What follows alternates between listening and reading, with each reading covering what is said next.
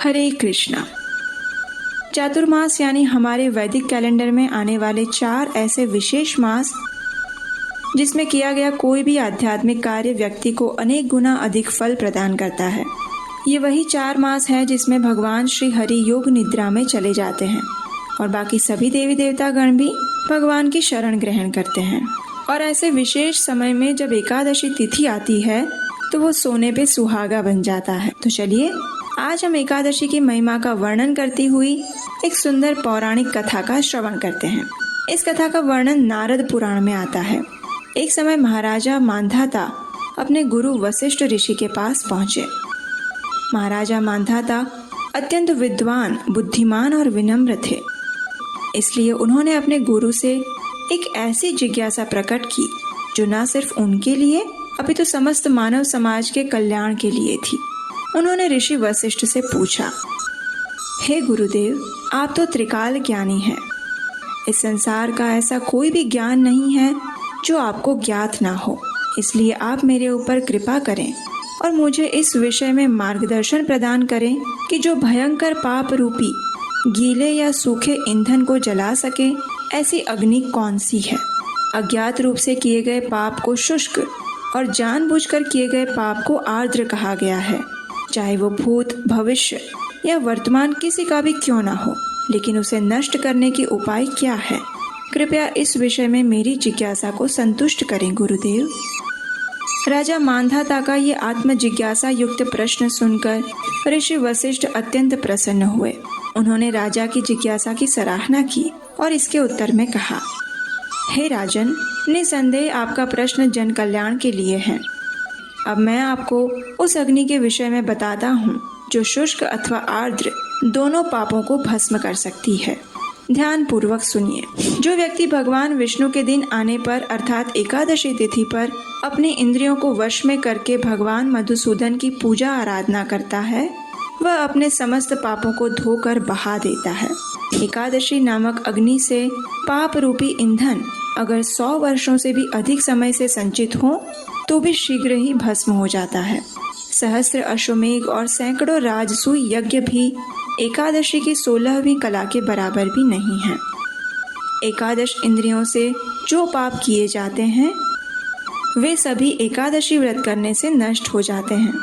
अगर कोई व्यक्ति अनजाने में भी एकादशी का व्रत कर लेता है तो उसे यमराज के दर्शन नहीं करने पड़ते। एकादशी व्रत से अधिक पवित्र ना तो गंगा है, ना काशी, ना पुष्कर, ना कुरुक्षेत्र और ना ही यमुना तथा चंद्रभागा।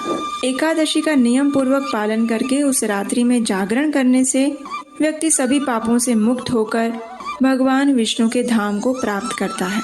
इतना ही नहीं, जो व्यक्ति एकादशी का पालन करता है वह अपने मातृकुल, पितृकुल और पत्नी कुल की 10-10 पीढ़ियों का उद्धार कर देता है। जो मनुष्य आदर पूर्वक इस महान व्रत का पालन करता है उसे दोबारा माता के गर्भ में प्रवेश नहीं करना पड़ता। इसलिए हे राजन, आपके प्रश्न का एकमात्र उत्तर यही है कि हर प्रकार के शुष्क या आर्द्र पाप को जलाने वाली एकमात्र अग्नि एकादशी तिथि ही है और इसमें कोई संशय नहीं है। इसका निष्ठापूर्वक कठोरता से पालन करो और अपनी प्रजा को भी इसके महात्म्य के विषय में बताओ। यही आपका कर्तव्य है। इस प्रकार जब राजा मांधाता ने अपने गुरु वशिष्ठ मुनि से इस एकादशी के महत्व के विषय में सुना तो वे बड़े ही प्रसन्न हुए। अपने गुरु के प्रति उन्होंने कृतज्ञता व्यक्त की और विनम्र भाव से उन्हें प्रणाम अर्पित किए। तत्पश्चात राजा अपने राज्य में वापस आ गए। अपने राज्य में आकर उन्होंने इस एकादशी महात्म्य का प्रचार किया और वर्ष में आने वाली सभी एकादशी तिथियों का नियम और निष्ठापूर्वक पालन किया। अपने संपूर्ण जीवन काल में इस महान एकादशी व्रत का पालन करने के कारण राजा मांधाता ने अपने जीवन के अंत में परम आध्यात्मिक जगत वैकुंठ लोक को प्राप्त किया। यही कारण है कि हमारे सभी शास्त्र इस एकादशी तिथि की महिमा का एक स्वर में गान करते हैं। ऐसा कोई भी शास्त्र, पुराण या ग्रंथ नहीं है जिसमें भगवान श्री हरि को अत्यंत प्रिय इस एकादशी तिथि की महिमा के विषय में ना बताया गया हो। इसलिए प्रत्येक व्यक्ति को जो अपने आध्यात्मिक जीवन के लिए गंभीर है उसे मनोयोग पूर्वक मास में 2 बार आने वाली इस एकादशी तिथि का पालन अवश्य करना चाहिए। और फिर हमारे लिए तो एक शुभ समाचार ये भी है कि इस समय पवित्र चातुर्मास चल रहा है। ये वही पवित्र समय है जिसमें किया गया कोई भी धार्मिक और आध्यात्मिक कार्य हमें अनेक गुना अधिक फल प्रदान करता है। आदर्श स्थिति तो यही है कि प्रत्येक व्यक्ति को चातुर्मास के कुछ निश्चित नियमों का पालन करना चाहिए। लेकिन अगर कोई व्यक्ति संपूर्ण चातुर्मास का पालन नहीं कर सकते तो कम से कम उन्हें इन 4 मास में आने वाली प्रत्येक एकादशी तिथि का तो अवश्य पालन करना चाहिए।